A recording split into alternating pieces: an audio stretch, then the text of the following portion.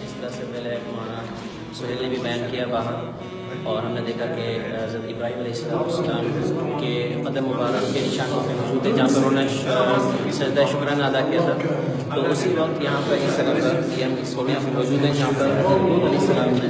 सजदा शुक्राना अदा किया था। जब अल्लाह सुब्हानहू व तआला ने उनकी कौम को सफ़र से मिटा दिया था और उनको निजात दी थी, तो उस पर फिर अल्लाह सुब्हानहू व तआला ने उन्होंने शुक्र बजा लाने के लिए सजदा किया था। तो ये वो मकाम है, तारीख़ी तौर पर कहा जाता है ये वो मकाम है कि जिस पर हज़रत नूह अलैहिस्सलाम ने अल्लाह सुब्हानहू व तआला का शुक्र